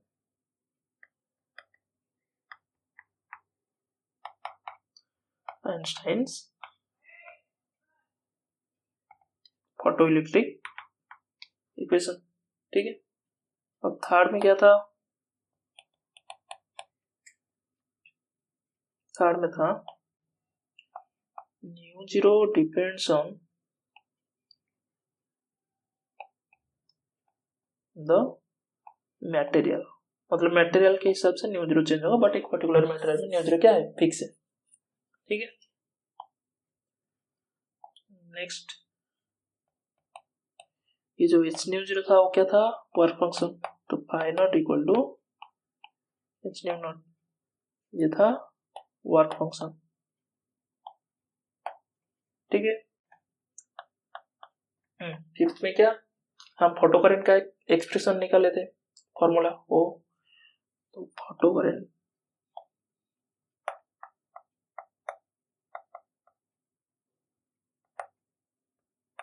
I equal to क्या है, D Q by D T equal to E D N by D T is proportional to I,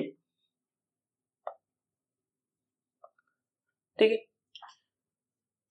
and N क्या है, number of electrons ejected,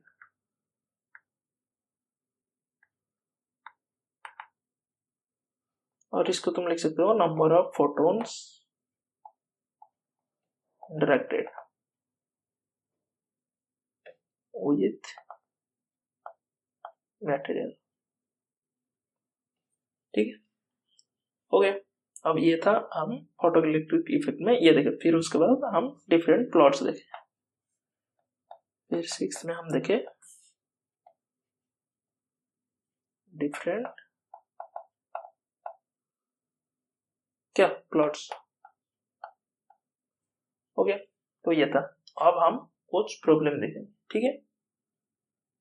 देखो अब हम photo electric effect से related दो problem solve करेंगे ताकि हम जो कॉन्सेप्ट सीखे हैं उसको कैसे अप्लाई करना है वो सीखेंगे, ठीक है, वो हमको प्रैक्टिस हो जाएगा प्रॉब्लम सॉल्विंग, ठीक है। तो चलो पहला प्रॉब्लम देखते हैं, ठीक है।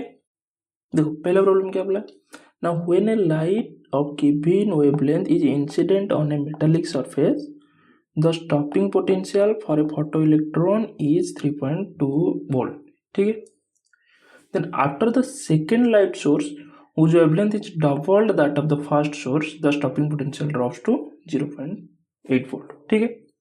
तो calculate wavelength of the first radiation and the work function and cutoff frequency of the metal, ठीक है। देखो क्या दिया है, फर्स्ट दिया है दो सोर्स है, फर्स्ट देखो यहाँ पर दिया है क्या दिया है, और फिर फर्स्ट लाइट सोर्स वन से आया, फिर उसके बाद एक सेकेंड लाइट सोर्स हमने लिया है यहाँ पर, ठीक है। तो दो लाइट सोर्स, लेट एक को हम लेते हैं suppose source one light source, दूसरा है हमारा सोर्स टू, ठीक है। अब गिविंग क्या दिया है, देखो देखो पहला के लिए स्टॉपिंग पोटेंशियल कितना है 3.2 वोल्ट, दूसरे के लिए 0.8 वोल्ट, ये गिवन है। तो VS1 कितना है 3.2 वोल्ट एंड VS2 कितना है 0.8 वोल्ट स्टॉपिंग पोटेंशियल। ऑफ क्या दिया है लाइट एक वेवलेंथ के लिए क्या था, पहला सोर्स के लिए जो वेवलेंथ था उसके लिए स्टॉपिंग पोटेंशियल क्या था 3.2 volt, but second light source के लिए क्या हुआ, वेवलेंथ क्या हो गया, पहला का जितना था डबल हो गया, फिर उसके बाद क्या हुआ स्टॉपिंग पोटेंशियल गिर के 0.8 वोल्ट हो गया। तो सपोज सोर्स वन के लिए जो वेवलेंथ था λ1 वो कितना है लैम्बडा, जो कि हमने अज्यूम किया। तो फिर सेकेंड सोर्स के लिए फिर λ2 कितना हो जाएगा, इसका 2 टाइम्स, सो ये हो जाएगा 2 लैम्बडा। क्लियर। फिर अब बोला है हमको वेवलेंथ फाइंड करना है फर्स्ट रेडिएशन का, मतलब लैम्बडा फाइंड करना है, फिर work function and cut off frequency of the metal. जो हमने फिर जो मेटल लिया है, मतलब मटेरियल सेम है लाइट सोर्स दोनों अलग है। तो सपोज मटेरियल का वर्क फंक्शन है क्या 50 का फॉर्मूला क्या है H न्यू 0। तो अगर हम 50 फाइंड कर लेंगे तो न्यू 0 वहाँ से फाइंड कर लेंगे। 50 क्या है, ये है वर्क फंक्शन, फिर न्यू 0 क्या है, ये है कट ऑफ फ्रीक्वेंसी और थ्रेशोल्ड फ्रीक्वेंसी, इसको कट ऑफ फ्रीक्वेंसी भी बोलते हैं, ठीक है, और थ्रेशोल्ड फ्रीक्वेंसी। क्लियर। तो ये हमको गिवन था। अब हम कैसे फाइंड करेंगे, देखो पहले आइंस्टाइन का फोटोइलेक्ट्रिक इक्वेशन क्या था, वो था KE maximum equal to H nu minus phi naught, जहाँ पर 50 क्या है फाई नॉट वर्क फंक्शन है, H nu is frequency of light and kinetic energy maximum is maximum kinetic energy, ठीक है। तो सोर्स देखो इसको अगर मैं स्टॉपिंग पोटेंशियल के टर्म में लिखूंगा तो क्या हो जाएगा, हो जाएगा EVS equal to H nu का फॉर्मूला क्या है, न्यू क्या है देखो lambda nu equal to C, where lambda is wavelength, nu is frequency of light, ठीक है। तो nu is equal to C by lambda, तो फिर मैं यहाँ पर डालूंगा तो क्या हो जाएगा HC by lambda minus phi naught. तो फिर सोर्स वन के लिए क्या होगा, सोर्स वन के लिए होगा EVS1 equal to HC by lambda 1 minus phi naught. ऐसे सोर्स टू के लिए क्या हो जाएगा EVS2 equal to HC by lambda 2 minus phi naught. Phi naught क्यों सेम, क्योंकि मटेरियल जो हमने जिसके ऊपर लाइट शाइन कर रहे हैं मेटल वो तो सेम है, सिर्फ सोर्स अलग है, ठीक है। अब देखो EVS1 कितना दिया है, E इंटू VS1 कितना है 3.2 वोल्ट, तो 3.2 volt equal to HC by lambda 1 कितना है लैम्बडा माइनस फाई नॉट। ऐसे सोर्स टू के लिए क्या हो जाएगा EVS2 कितना है,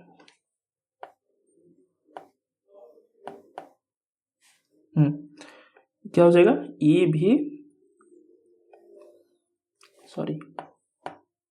क्या हो जाएगा E इंटू VS2 कितना है 0.8 volt equal to HC by lambda 2 कितना है 2 लैम्बडा माइनस फाई नॉट, ठीक है। अब देखो 3.2 वोल्ट इंटू E, तो ये एनर्जी हो गया, एनर्जी कितना है फिर 3.2 EV equal to HC by lambda minus phi naught, and ये हो गया मेरा 0.8 EV equal to HC by 2 lambda minus phi naught, ठीक है। अब क्या देखो ये इक्वेशन 1 है, ये इक्वेशन 2 है।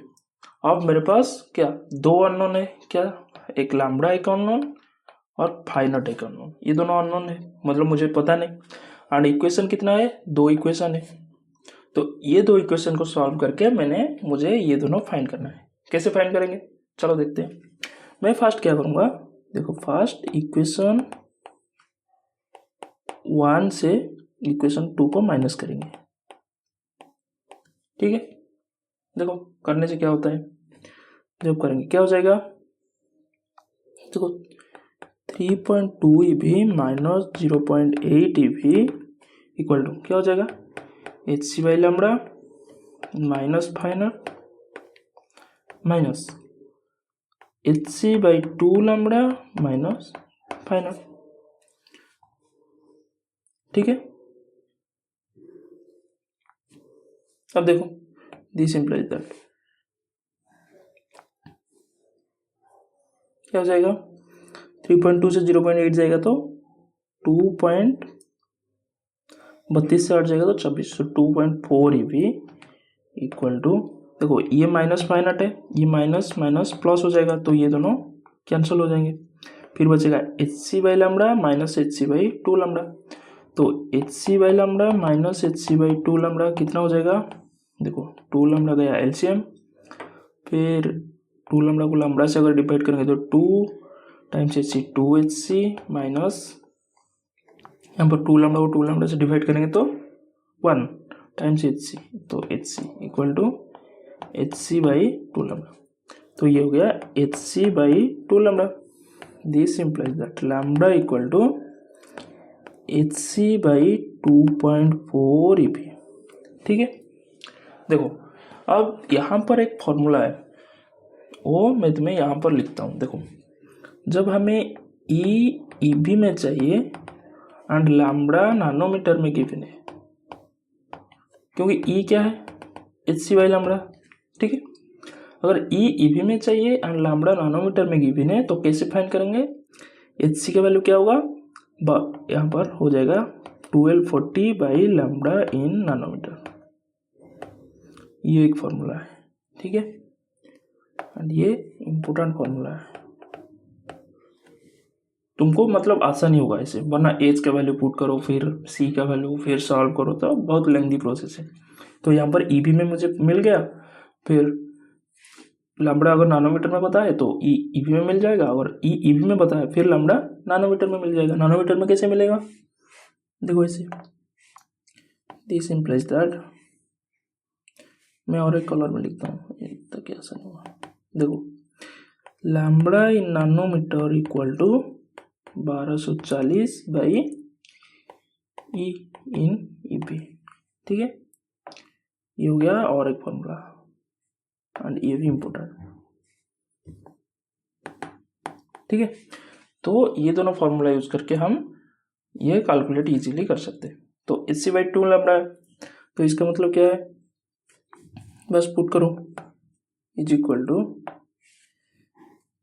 now this implies that lambda equal to HC और 2 lambda equal to HC by 2.4 EV, HC का वैल्यू क्या हो जाएगा 1240 by 2.4, this implies that lambda equal to 1240 by 2.4 into 2 EV equal to, sorry nanometre, कारण because lambda nanometre में आएगा। इसको अगर सॉल्व करेंगे तो इसको मैं जब सॉल्व करूँगा तो लैम्बडा कितना होगा, लैम्बडा हो जाएगा 258 नानोमीटर इक्वल टू कितना होगा 258 into 1 nanometre equal to 10⁻⁹ metre, तो ये हो जाएगा 10⁻⁹ मीटर इक्वल टू फिर कितना हो जाएगा 2.58 into 10⁻² into 10⁻⁹ metre equal to 2.58 into 10⁻⁷ metre, ठीक है। अब लैम्बडा मिल गया, अब हम क्या फाइंड करेंगे, अब हम फाइंड करेंगे वर्क फंक्शन कितना है, ठीक है। तो वर्क फंक्शन कैसे फाइंड करना है, देखो तो हमको क्या पता था ना, EV/S1 और ऐसे,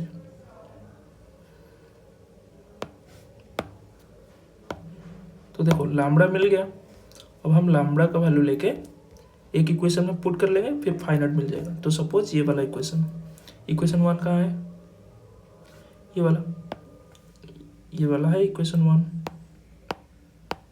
ठीक है, इक्वेशन 1, फिर ये है इक्वेशन 2, ठीक है। तो इक्वेशन 1 में हम पुट कर लेंगे, पुट करने के बाद फिर हमको वहाँ से फाइनल मिल जाएगा, ठीक है। चलो फाइनल फाइंड करते हैं। देखो लैम्बडा मिल गया, तो इक्वेशन 1 क्या था, इक्वेशन 1 था 3.2 EV इक्वल टू क्या था, H C by lambda minus phi naught, ठीक है, H C by lambda minus phi naught. देखो एच सी बाई लैम्बडा ये क्या है, ये भी एक एनर्जी है, ठीक है, तो मैं पहले ऐसे लिखता हूँ, this simple phi naught equal to, ये माइनस होता है इधर आ जाएगा प्लस हो जाएगा, फिर ये इस साइड चला जाएगा माइनस हो जाएगा, ये इस साइड आ जाएगा प्लस हो जाएगा, ठीक है। तो phi naught equal to H C by lambda minus 3.2 EV, ठीक है, equal to H C by lambda क्या है, देखो लैम्बडा हमको नैनोमीटर में पता है, तो मैं एच सी के बदले क्या डाल दूंगा 1240 by lambda in nanometre put कर लूँगा माइनस 3.2 EV, ये जो एनर्जी आएगा ये भी EV में आएगा, ठीक है। तो 1240 बाई लैम्बडा, लैम्बडा कितना है 258 माइनस 3.2 EV, ठीक है। अब देखो जब 258 डालूंगा तो इसका वैल्यू क्या आ जाएगा, इसका वैल्यू आएगा 4.8, ठीक है, EV minus 3.2 EV equal to 0 point कहाँ से आएगा, 48 से 32 जाएगा तो कितना होगा 16, तो 1.6 EV, ठीक है, इक्वल टू, इसको जूल में लिखना है तो 1.6, देखो 1 EV equal to 1.6 into 10 to the power minus 19 joule, ठीक है। तो ऐसे 1.6 into 1.6 into 10 to the power minus 19 joule equal to 1.6 into 1.6 2.56 into 10 to the power minus 19 joule हो गया। अब सी लास्ट वाला क्या दिया है, न्यू जीरो फाइंड करना है, न्यू जीरो मतलब cut off frequency, nu zero का फॉर्मूला क्या है, सिंपल है phi zero by H, phi zero by H, तो फाई जीरो कितना है 2.56 into 10 to the power minus 19 joule, and H कितना है 6.626 into 10 to the power minus 34, इसका क्या है जूल सेकेंड यूनिट, तुमको नहीं लिखना चाहिए, मतलब लिखने की कोई ज़रूरत नहीं, खुद जब कैलकुलेट करोगे, ठीक है।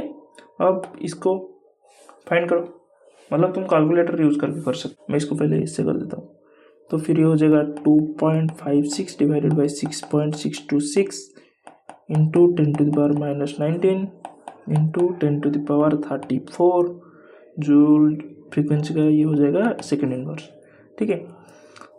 तो हो जाएगा 2.56 by 6.626 into 10 to the power 34 19 15, ठीक है, क्यों, क्योंकि देखो माइनस 19 प्लस 34 इक्वल टू 15, तो इजी सेकेंड इनवर्स, ठीक है, ये हो जाएगा 0.381 into 10 to the power 15 second inverse equal to 3.81 into 10 to the power minus 1 into 10 to the power 15 second inverse equal to 3.81 into 10 to the power 14 second inverse, ये हो गया हमारा कट ऑफ फ्रीक्वेंसी, ठीक है। तो अगर ऐसे दिया होगा तो ये प्रॉब्लम को हम कॉन्सेप्ट लगा के ऐसे सॉल्व कर सकते हैं, ठीक है। अब देखते हैं और एक प्रॉब्लम, वो कैसे होगा, ठीक है। देखो क्या दिया है, when an electromagnetic radiation E, ये एक इलेक्ट्रोमैग्नेटिक रेडिएशन का फॉर्मूला, ठीक है, ओके। क्या हुआ, is incident on the surface of lithium, lithium के ऊपर गिरा, having work function W, lithium का वर्क फंक्शन कितना है W, ठीक है, तो फाइनल लिथियम का है W, ओके। फिर क्या दिया है, E रेडिएशन का दिया है, क्या दिया है E0 whole into 1 plus sine omega T into sine omega not T, ठीक है, हो गया। फिर the maximum kinetic energy of the emitted photo electron, वो पूछा है काइनेटिक एनर्जी मैक्सिमम कितना हुआ, ठीक है। तो देखो पहले हम देखेंगे ये रेडिएशन में कौन सा फ्रीक्वेंसी आ रहा है, क्योंकि क्या है, देखो हमारा जो मैक्सिमम काइनेटिक एनर्जी का फॉर्मूला क्या था, फॉर्मूला था H nu minus phi naught. तो एच न्यू मतलब न्यू, तो मतलब जिसका न्यू ज़्यादा होगा उसका काइनेटिक एनर्जी मैक्सिमम ज़्यादा होगा। तो हम देखेंगे इसमें जो लाइट में जो फ्रीक्वेंसी आ रहा है सबसे बड़ा फ्रीक्वेंसी कौन सा है। जिसका फ्रीक्वेंसी सबसे बड़ा होगा उसके साथ सिर्फ एच मल्टीप्लाई करके हम उसका ये निकाल सकते हैं। देखो एंड यहाँ पर क्या है, जो ये दिया है इक्वेशन, ये ओमेगा में दिया है। ओमेगा क्या है, omega equal to 2 pi nu, ठीक है। सो फिर ई क्या हो जाएगा, ई हो जाएगा एच, देखो ई होता है एच न्यू, तो इसको मैं लिख सकता हूँ H by 2 pi into 2 pi new. तो ये जो 2 पाई न्यू है ये मेरा हो गया ओमेगा, तो एच बाई 2 पाई को मैं इसको लिखता हूँ एच बार, ठीक है, इंटू ओमेगा। तो ये क्या हो गया एच बार ओमेगा, मतलब अगर ओमेगा फॉर्म में होगा, ठीक है। और एच बार का वैल्यू क्या है, इसका वैल्यू हो जाएगा 6.626 into 10 to the power minus 34 divided by 2 pi. तो जब सॉल्व करूँगा तो मिलेगा 1.05 into 10 to the power minus 34, ठीक है, वही यूनिट जूल सेकेंड, ठीक है। अब देखो वो पूछा है मैक्सिमम काइनेटिक एनर्जी। तो फर्स्ट हम देखते हैं ये जो इलेक्ट्रिक फील्ड है इसमें कौन सा फ्रीक्वेंसी मिल गया है, पहले इसको फाइंड करते हैं, ठीक है। तो कैसे फाइंड करेंगे, देखो तो E इक्वल टू क्या है, E0 whole into 1 plus sine omega T whole into sine omega not T. तो इसको मैं मल्टीप्लाई करता हूँ, इक्वल टू E0, E0 का कुछ काम नहीं, कांस्टेंट है, रहने दो, sign omega 0 T plus sine omega T into sine omega 0 T, हो गया। अब देखो ये हो गया E0 साइन ओमेगा 0 टी, हो गया, प्लस E0 इसको इसके साथ multiply sine omega T into sine omega 0 T. अब देखो equal to E0 sine omega 0 T plus formula क्या है, देखो जब था sine A into sine B, इसका फॉर्मूला क्या है, इसका फॉर्मूला है 2 sine A into sine B is equal to sine sine है मतलब cos A minus B minus cos A plus B, ठीक है। बोथ साइन मतलब कॉस का फॉर्मूला होगा, फिर कॉस में उल्टा होता है तो cos A minus B minus cos A plus B, हो गया। This implies that sine A into sine B equal to half whole into cos A minus B minus cos A plus B, ठीक है। अब put करो तो ये हो जाएगा फिर E0 बाई 2, यहाँ पर सिर्फ ए के बदले ओमेगा है, बी के बदले ओमेगा 0 है, ठीक है। तो ये हो जाएगा cos omega minus omega 0 T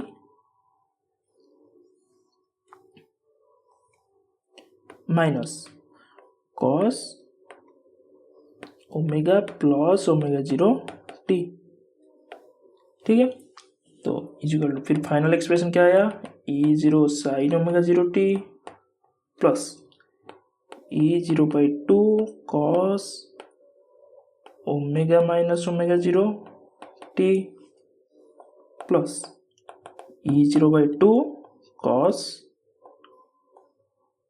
omega plus omega 0